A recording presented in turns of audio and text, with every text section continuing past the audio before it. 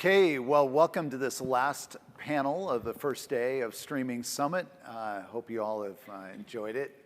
It's been an amazing day.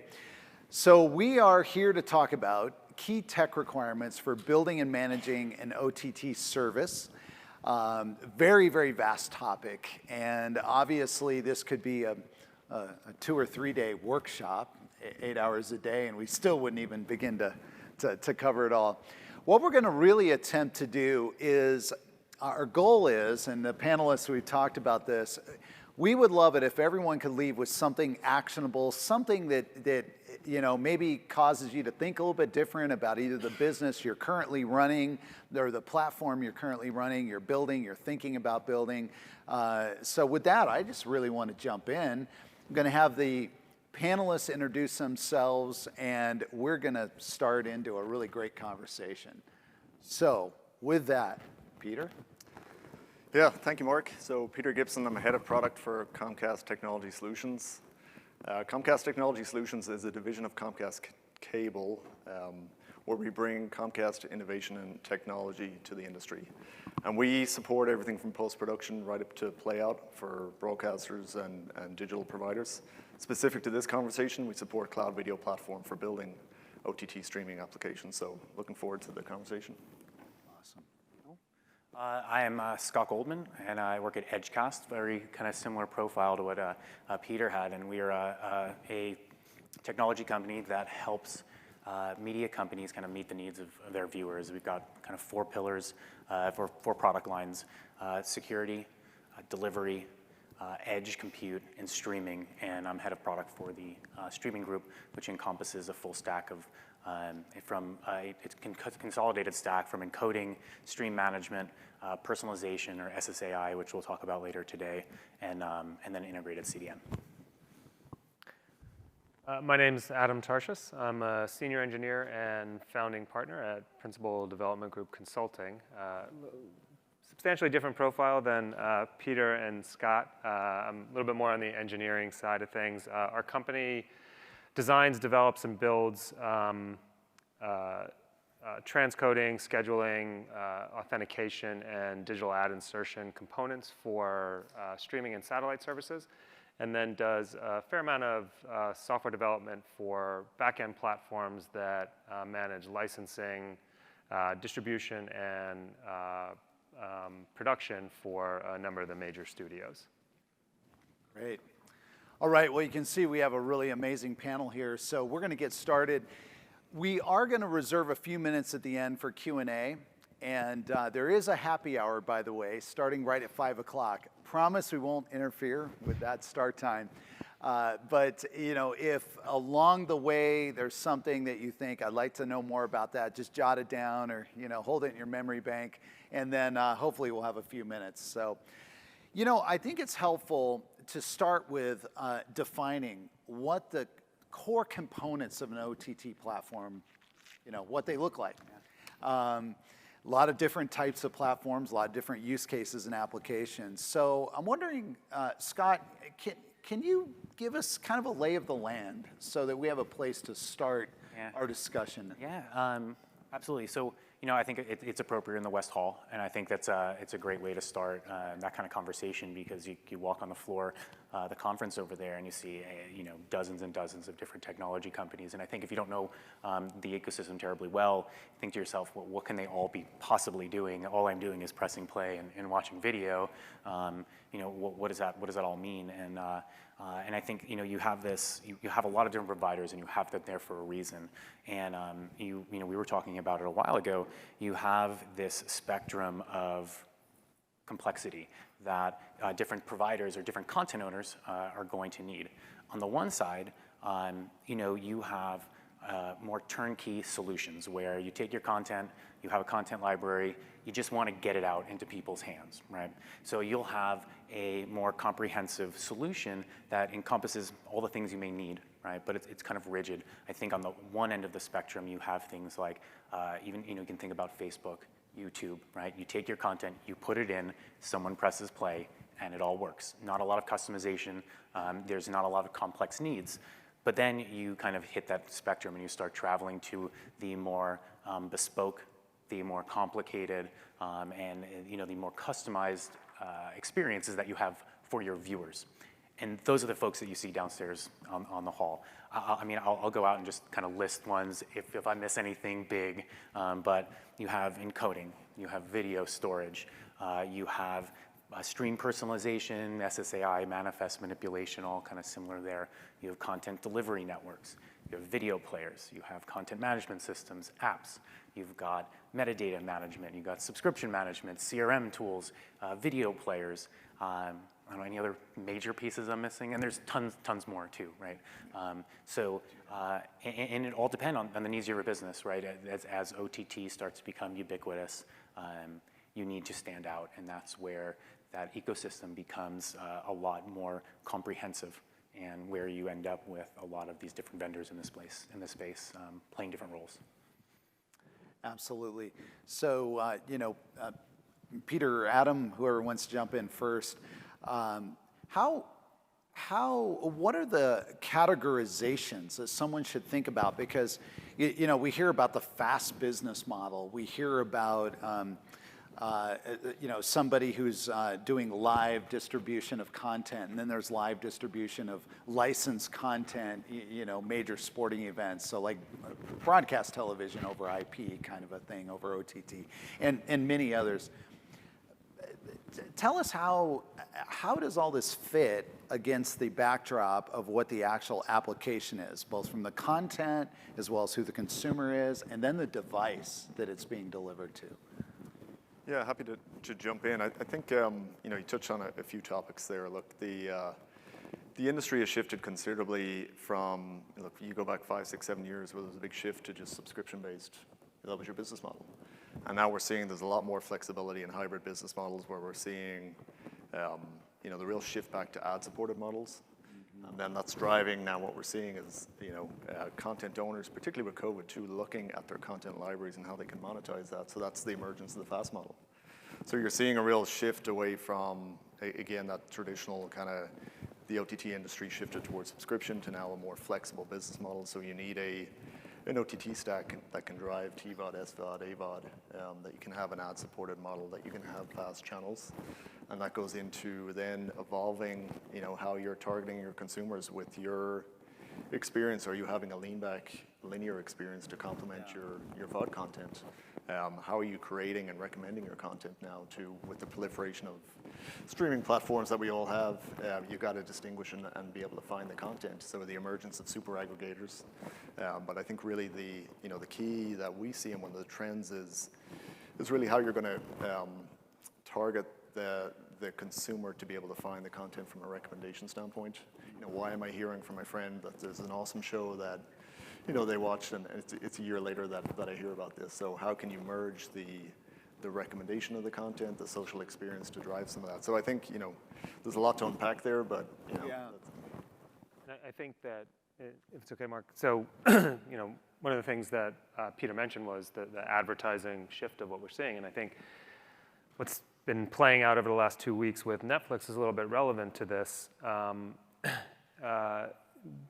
because it's competition from the new streamers out there, and as we see consumers who have more choices, they're certainly reevaluating how many subscriptions they need, and as gas prices go up and food prices go up, what they're going to be spending on media and entertainment. And we're going to see them, as they pull back a little bit on that spend, shift much more, I think, to ad-supported models. Obviously, Netflix isn't in any revenue trouble, but 200,000 subscribers is a big As Dan loss pointed for them, out this but- morning, no revenue Right. trouble.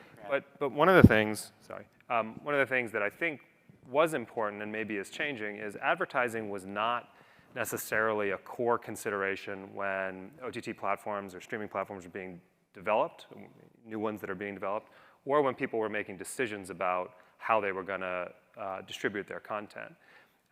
And that's okay. It made sense to kind of nail down the distribution of that content, provide a good experience for your user base before considering alternative revenue streams. But like we mentioned, advertising stacks are surprisingly complex relative to kind of some of the other things that go on in a streaming platform. And so considering those things early on in the process, understanding how advertising is going to play a role in your commercialization strategy, whether it's on the VOD side or the live side, is super important. We've done, just to kind of give a comparison, we did an implementation of an SSAI platform that took 14 months, where not a lot of planning had been done early on in the development process of that platform. And then we did one that took 6 months, where even though advertising wasn't a part of what was initially launched, it had been considered, and so there was infrastructure to support it coming in. So Adam, what is SSAI? Sorry. So SSAI stands for server-side ad insertion as compared to client-side ad insertion. Both serve the same purpose, ultimately inserting ads into a video stream. One is done on the device. So there's an SDK that's installed on whatever the player is that you're using that is switching a stream over to play an ad and then switching back to whatever the stream is that you've been watching. And on the other, the server-side ad insertion, you're basically manipulating the manifest file that is determining which segments of the HLS or dash or whatever the stream is that you're viewing, and it effectively is inserting different segments that point your viewer to an ad and then allows the manifest to come back to your program. And what part of the video workflow, this is a great question for you, Scott, because you run this kind of a service. What part of the OTT tech stack is creating this manifest? Yeah, that's a good question. So there is a manifest generation service or an SSAI service, but it works in orchestration with the rest of the platform. So you have these, you have a viewer session, a viewer presses play. Some platforms, like the one that we develop, when that viewer presses play, a session stands up. That session is in the client side in the cloud. I'm sorry, server side in the cloud, and it's starting to understand who the viewer is, where they are, what types of device they're on, the version of that device. What is their bandwidth like? A lot of different information, and information that the app itself passes up to this session. Using all of that information, then the session starts to create this manifest. Different systems will do it differently. For our system, individual viewers get their own tailored manifest. So what that means is, if you are watching a highly scalable event, and we were talking about the challenges for scaling this type of infrastructure, if you're watching the Super Bowl, for example, and there's 20 million people watching or 10 million people watching, whatever it is, each one of them needs decisions made about their viewing environment. So we're creating individual manifest files to deliver them personalized experiences. Theoretically, if there were 1 million people watching and 1 million different ads to serve that person, each one of those people will get a different experiences. And I think that's really the kernel of what makes OTT delivered video different from your standard broadcast television, and why it drives a lot of value, because that personalization drives higher value advertisements, because they are more tailored to you, the viewer. That's right.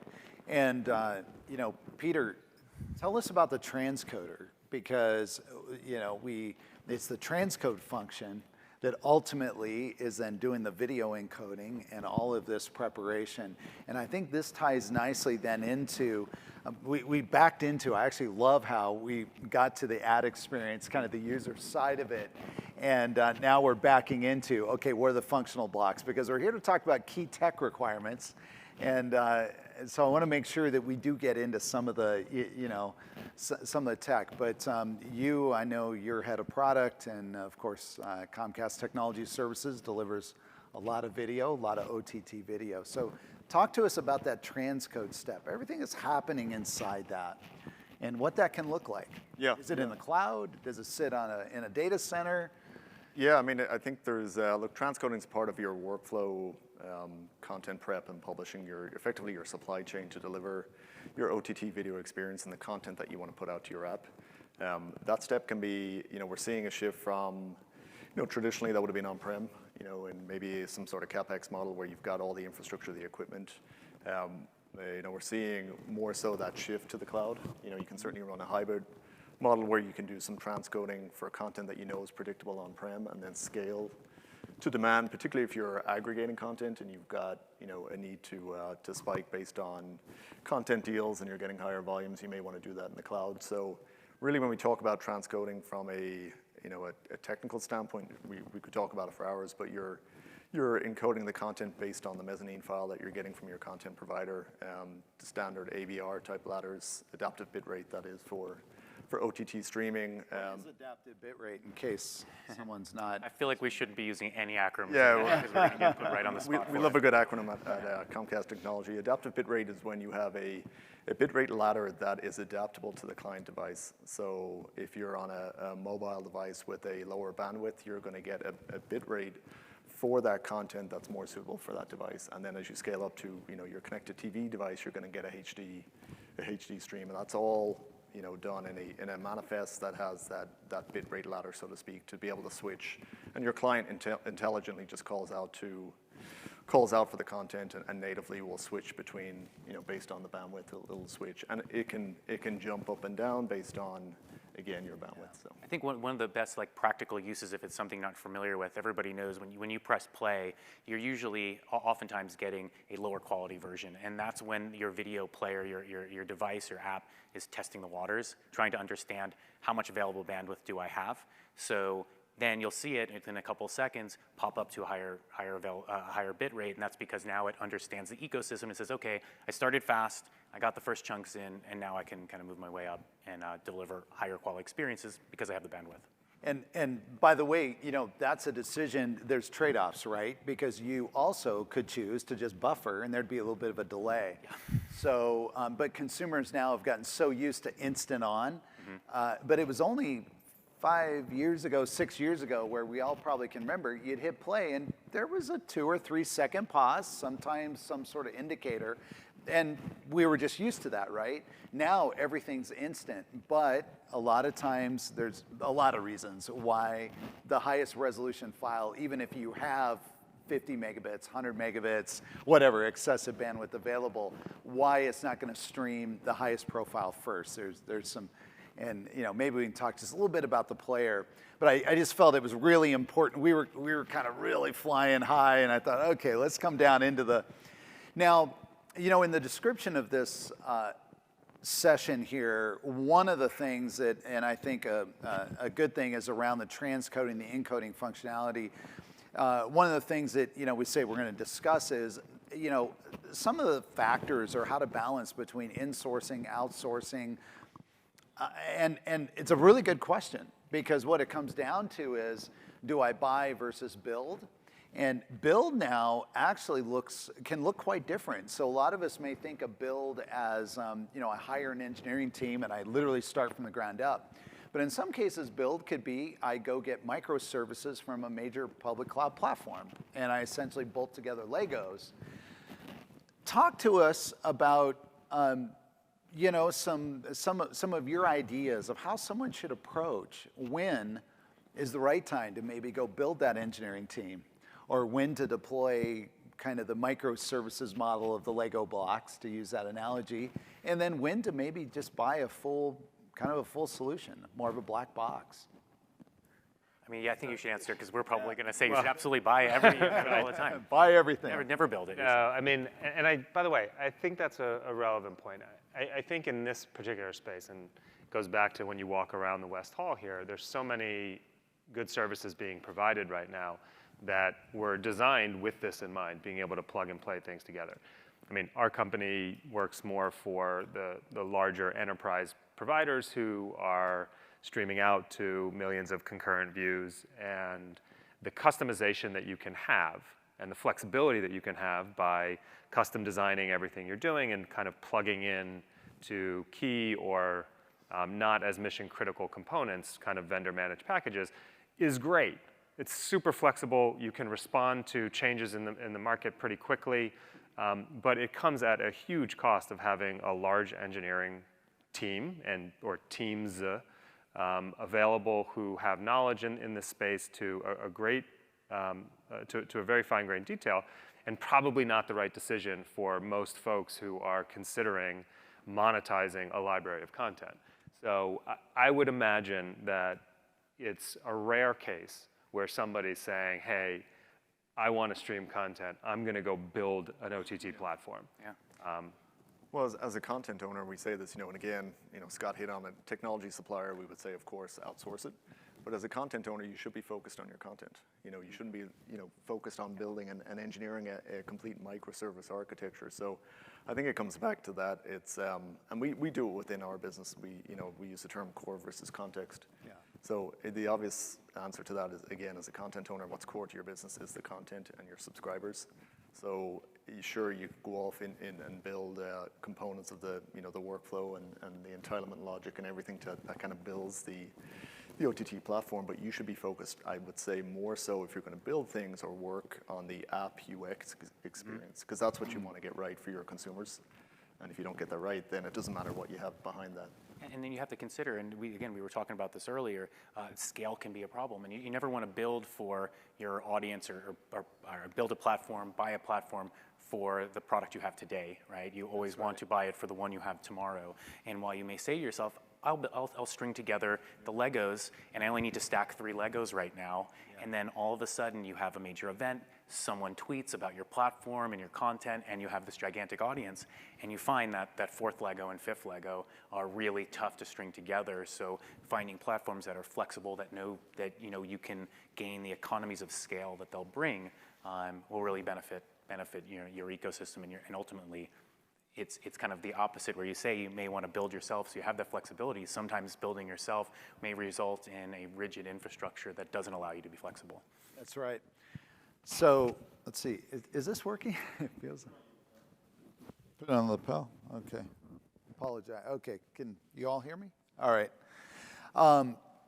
One of the things, let's back up and just real quick, let's talk about what are the differences between the broadcast video workflows, of which now some of those, actually many of them, all of them really, have gone IP, and OTT?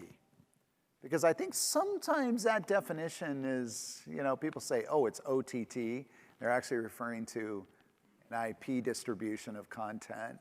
Broadcast is very different to a set-top box. So I don't know, from the, Comcast is involved in both, Sure. right? Yep. So. Yeah, I mean, you're seeing there's a convergence there too, and that's taken shape for many years now. But it's about, I think, shifting. When you look from broadcast, you shift to IP-based playout. It's also there's some infrastructure efficiencies that you're looking to get there, shifting maybe from a capex to an opex model and moving into the cloud. But to Scott's point too, it is the ability to, now that you're blending that world maybe of broadcast and digital, and you now have an OTT streaming platform. Yeah.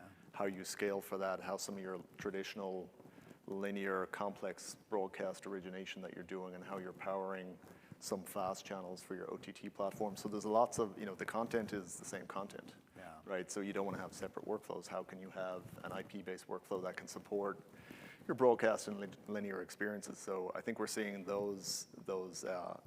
certainly those workflows merge, and I think that's leading to, efficiencies and generally the overall kind of supply chain of delivery of content to those platforms. We're seeing that too in our clients who might be satellite or terrestrial and have the OTT platforms, all looking to take 2 scheduling systems and combine to one, all looking to take 2 auth systems and combine to one. Right. And a ton of efficiencies out of it. We're getting rid of a lot of legacy hardware and data centers and pushing, like you said, pushing that to the cloud, and able with Kubernetes clusters of everything, able to flex up and down how we need, which is really nice. And it just provides more agility too, right? So you're seeing where, look, the broadcast world for many years was very kind of fixed into certain content loads and that's right. Your channels now, they want to be more flexible too, and spinning up again the content's there. So you want to maybe spin up fast channels, you want to spin up different things. So to have that agility, that's where the cloud gives you that versus maybe some of your traditional on-prem infrastructure. So we made the observation that for many services, it probably isn't the right approach to go hire an engineering team. But then the question is, well, how do you evaluate vendors? Again, you walk the West Hall and many pitches look the same, presentations the same, everybody's using the same 3-letter acronyms. So how in the world would someone approach doing a real proper evaluation. What are some guidelines? What should we be thinking about? What should we be really pushing vendors on? Yeah, it's tough. There's no template, right? I think the best thing to do if you have the money is to hire someone like him to understand your needs. Yeah. And yeah, right. But in all seriousness, when you work in IT, you usually do hire consultants to do kind of vendor selection, and the first thing you have to start with is understanding what your goals are of your platform, right? And that kind of talks to that kind of spectrum I talked about earlier. Is your content great? Can it be templated? Do you need all of those pieces of the ecosystem? So I think the most important thing when you think about all of it is flexibility, and understanding that you need to be to ensure that whatever solutions you pick are flexible enough to meet the ever-changing needs of your business and your viewers. We talked about DAI. A term means a lot of things and does a lot of stuff. And understanding what's going on under that is really important. So Peter was telling us about some of the cool things that Comcast is up to on conditioning streams, which basically means how do you take a piece of VOD content or a live stream that doesn't have cues or indicators where ads can be spliced or where you can do certain things, and how do you apply those markers so that your content ads can be inserted at the proper times. And this is something that we evaluate when we look at platforms, because that's an important element of monetizing your content. And so how easy a platform makes that should be a deciding factor in some of the benefits that platform is going to provide to your ad-supported business. And then there are kind of some of the new technologies that are coming to bear that Peter was talking about that are going to take that to the next level, which is great to see. And I think when you're evaluating platforms, to Scott's point, and not a pitch for PDG, but having somebody helping you with that has seen this thing from the beginning to the end in all its different iterations is incredibly valuable. Yeah. So Peter, what are the new technologies? Yeah, thanks for that plug. We were talking about video AI backstage. That's a new product we launched beginning of the year. But I think the industry talks about AI and ML. It's an overused term. Really, what we think about is video AI to unlock metadata about your content that you can use to drive different experiences. And it's kind of three use cases or three buckets, if you will, of where that can apply.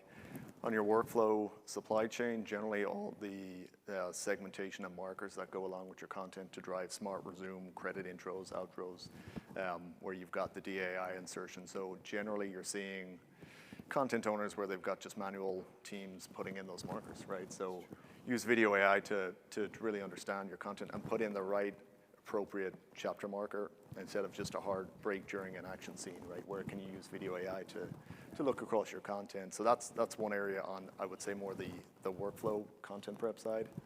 The other area that we're seeing is very interesting is around addressable advertising.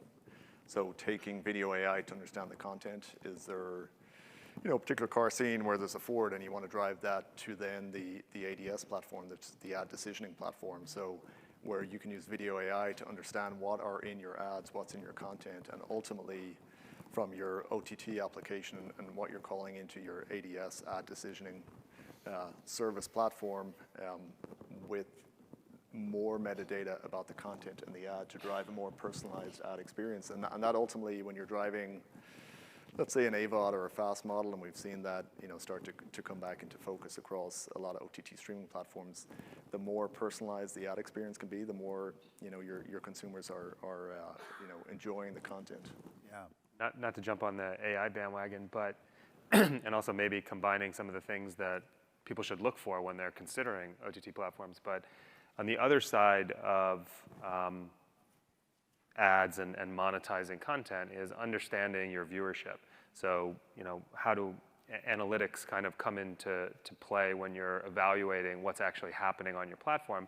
And another interesting place that AI and ML are coming into play is and this is an area that we've been working on a little bit lately, is how you can take your viewership and predict out what your inventory will be for ad placements based on historicals and other data that you're overlaying so that ad sales teams can have more accurate inventory information as they sell into that space. So I think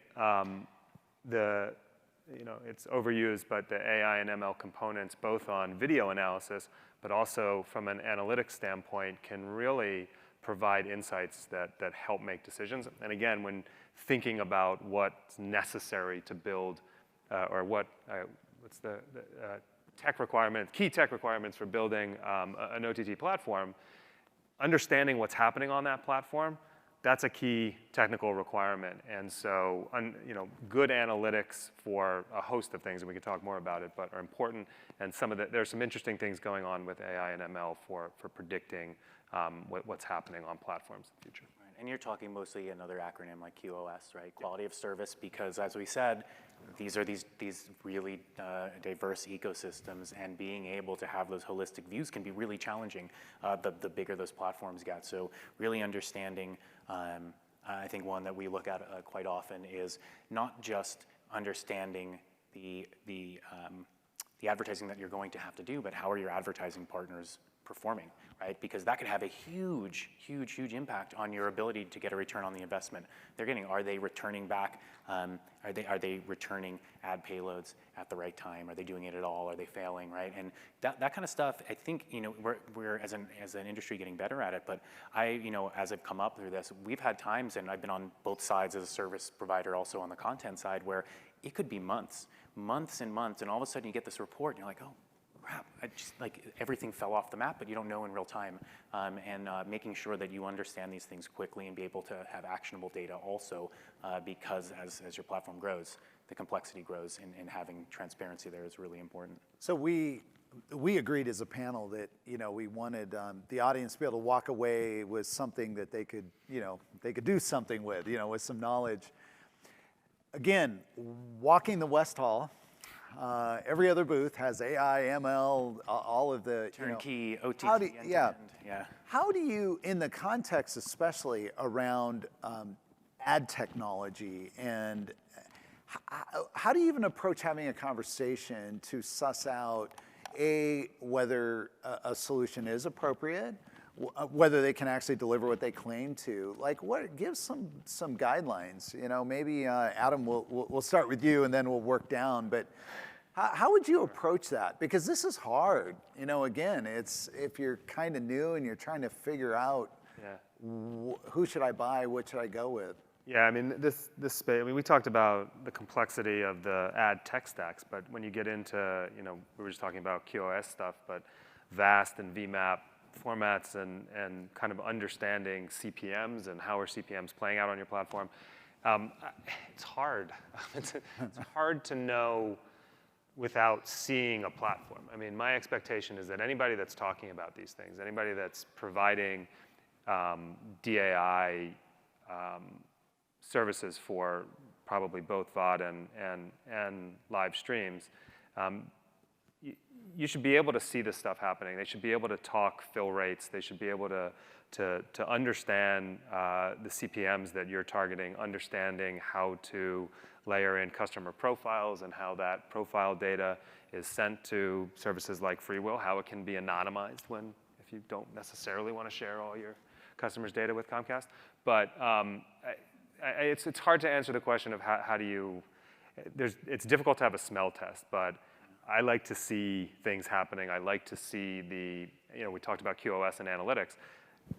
People that are running complex platforms like this are keeping an eye on everything that's going on. So, real-time alerting and proactive monitoring on every server-side system is like the baseline starting point. And then we'd want to see Conviva or Conviva metrics or custom SDK metrics that are installed on client devices and feeding metrics, or better yet, full logs back to a New Relic or something for review. But hard to answer. I'd want to see what they look at when they monitor their ad. In other words, what I'm hearing you say is don't just take the marketing slogan and. Well, I think also it kind of going along that same complexity spectrum, right? Advertising is you're going to get the same thing, right? So if you think about what your needs are and who you are as a company, on the one side, you just say, I have content. I have no business, I have no advertiser relationships, I have no ad ops teams, I have content, help, right? And there are platforms that, will do that, and you just hand it over, and they'll write you a check back. That usually, if you take the extreme end of that spectrum, YouTube, for example, they're going to take a cut. They're going to take a hefty cut, right? So the more complex you get, and the more the advertising savvy you are, you can kind of move up that spectrum, and then you may say, well, we have some relationships. We don't have a huge team. There are consulting firms out there who will then can manage those advertiser relationships for you, use platforms like Freewheel and Google and help you there, and then you get to but you still, again, you're losing some money because you're gonna have to pay them to do that. Sure. And then you hit the other end of that spectrum where you're a large broadcaster, you have ad ops teams, you have ad sales teams, you can make those relationships with advertisers and then string together a pretty performant ecosystem. Awesome.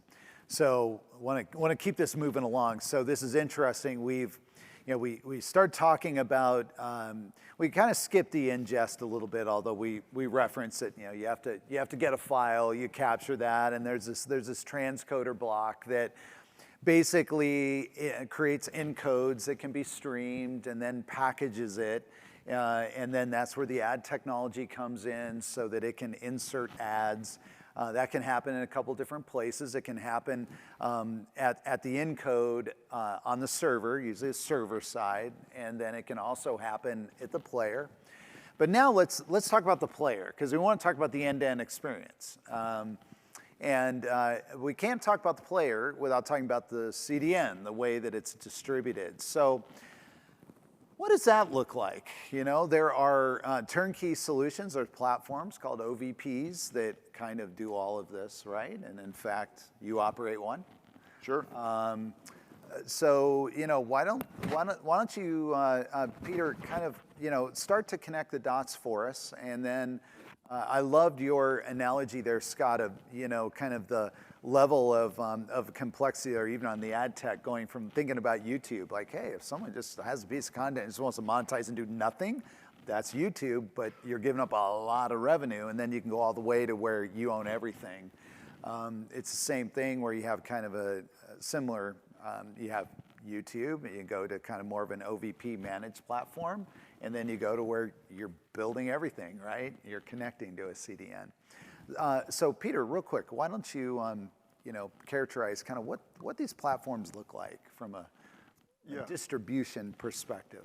Yeah, I mean, you hit on a few topics there around CDN and player. I think, CDN, again, for the audience, content delivery network, that's where when you've, ingested your content, you've applied all the business logic around how you want that content to be consumed, you're wrapping it in ad policies, you're really pushing that content out to what's called an edge network.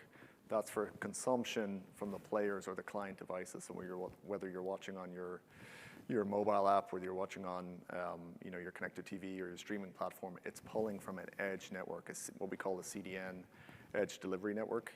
And then as it pertains to the player experience, I think what we're seeing in general, I feel like the OTT experience, we're just scratching the surface on the consumer experience and how OTT platforms need to be presented, and the proliferation of streaming platforms that we have access to, and we talk about super aggregators. So how can you present that content to your users? So obviously you've got the UX and the nice look and feel of your app for your content, but how do you recommend content to your users? That's really where we need a level of sophistication that I go back to. We're just scratching the surface, because I want to know my social network what they like, and if I haven't, with COVID, we're run into folks that we haven't spoke to in a year, and I'm hearing about a great show that why am I not getting that recommended by my streaming platform, and why am I having to jump from one app to another? So I think the consumer experience, when we look back, we'll say, oh my God, we were doing that back then, but this goes to using video AI as well, where we can extract so much more metadata around your content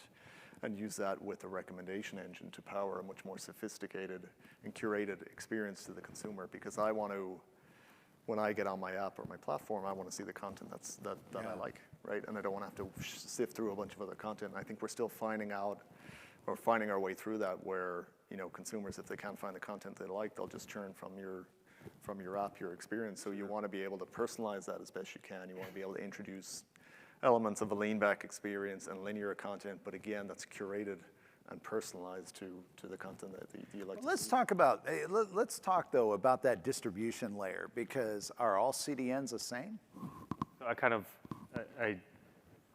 So I have a perspective on this, and I'm curious to hear. And we're going to unpack the player. We're going to get to the player. We're going to go deep into that, but yeah. I'm curious to hear Scott's perspective on this too, and I feel like I teed up Peter for one, so I'm going to tee you up here too.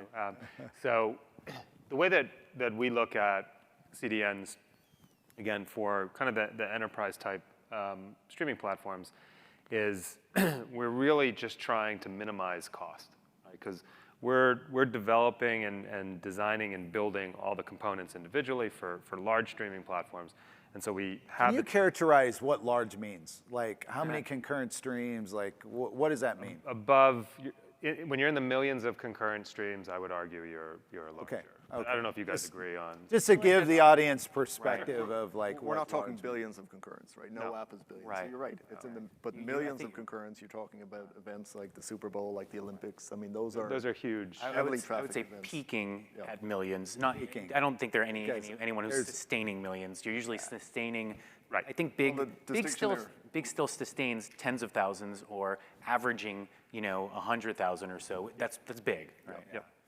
Yes. Okay. That's So I mean, part of what we're trying to do as you're serving to lots of consumers of content is you want to minimize the costs for serving that content. And so we'll kind of set rules and analyze the performance, certainly, of how that content's being delivered to customers. And we'll set rules around which portion of requests are going to which CDNs, largely based on cost at that time, so spot pricing that we're getting from those CDNs. So for us, we treat it a little bit like a commodity. And I know that CDNs now are starting to offer other services and providing ways that they can differentiate themselves. So I'm actually curious, Scott, to hear how you guys are looking at that. Yeah, it's a great point. And CDN is not my level of expertise, but you've nailed it, right? I think you're going to have two levels of the matrix that you look at it is price and performance, right? Yep. If all things being equal and everybody's working well in every region, but I think regionality, it depends on where you're delivering your content is something to think about. Are you delivering it in North America? You're probably decently covered with most providers. Are you delivering globally? And you're gonna find that there's a lot of different performance impacts there. And price obviously is one you're gonna look at because that's the highest scalable portion of your workflow. Like you encode one thing once, right? You're not necessarily scaling there, you're distributing that up to, like we just said, millions of times. So, we do have, when we think about those added services, two of the things I think that proliferate now in CDN companies, one is security. Making sure that your content offerings are secure and that because it's not just about the video itself, it's the entire ecosystem around the video, your app, your website, your users' data, right? So the security around that as well. And then edge compute, which is probably another topic for another day, is something else that we and a lot of other companies are looking at as well. Edge compute is basically using these servers that Peter was talking about that cache the content. There's actually compute space there, so you could actually launch applications closer to the end user. So there are more of those services that are available that make sense for the CDN providers. great. So then we get to the player. Now, the big question is, how do you choose the devices to support? There's so many devices in the market. Obviously, you have to support the iPhone, the iOS ecosystem. You want to support Android. But give us some guidelines as to how to think about it. Like, when I look at connected television ecosystem, maybe I can't support them all. So what's a framework that somebody who's just getting started could think about in terms of decisioning, these are the devices. And then where do you even get a player? I mean, does it just automatically appear on the TV or, I think how does that work? I was going to say,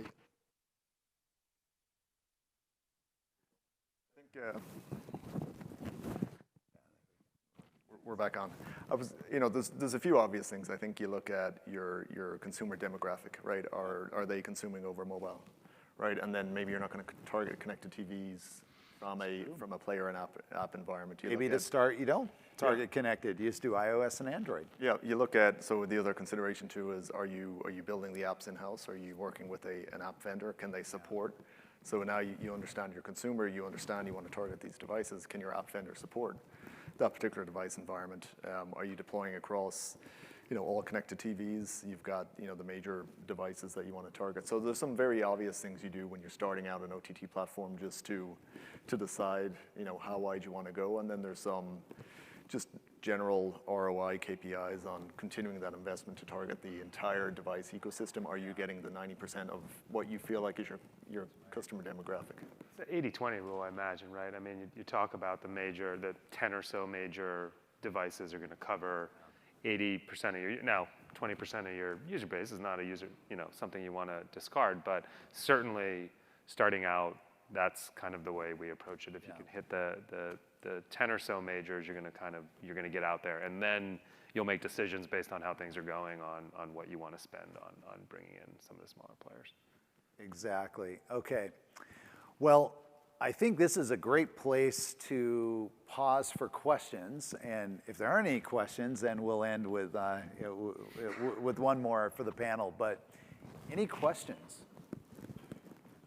Questions, comments?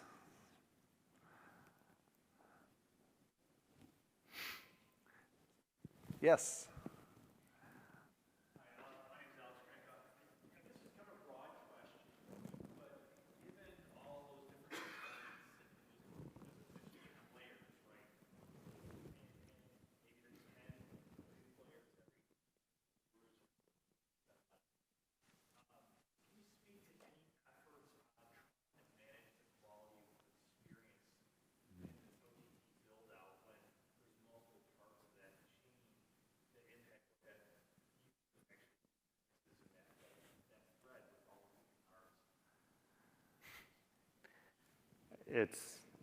I mean, it's a never-ending.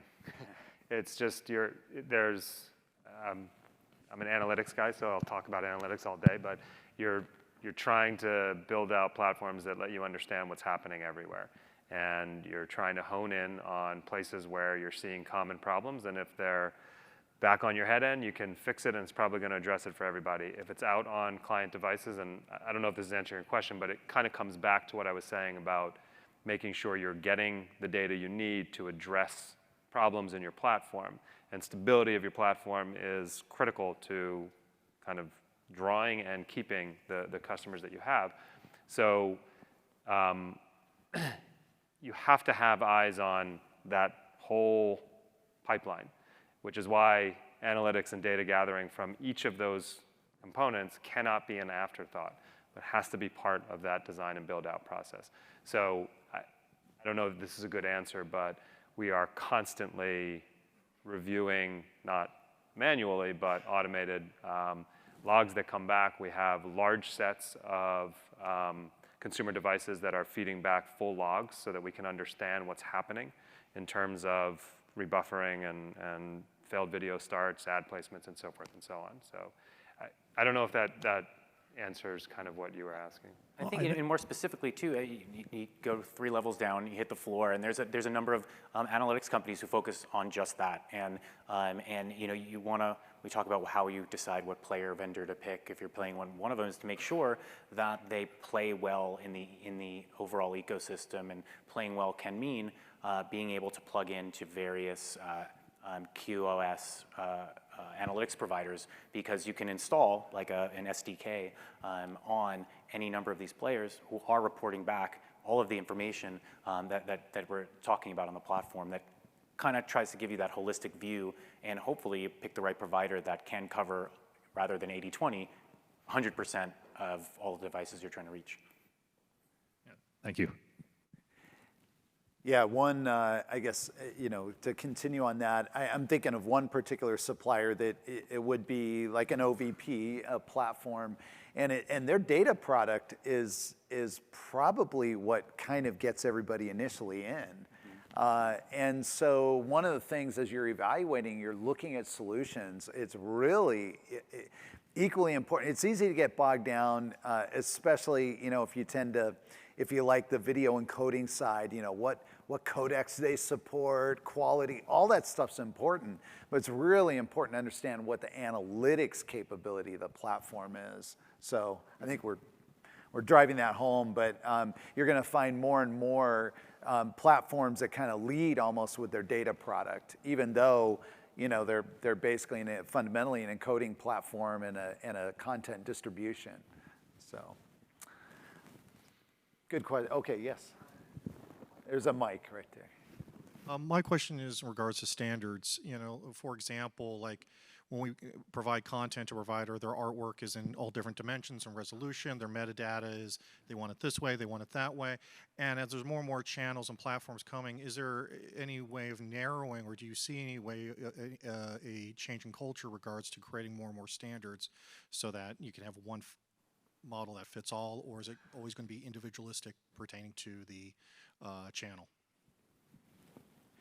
Yeah, I think ideally, yes, we would move towards a single standard, but you know, we've seen even on the the packaging and DRM side that the challenges that we had many years ago have kind of standardized across the device ecosystem. Now, is it ultra consistent across all devices? It's not, but it's getting better.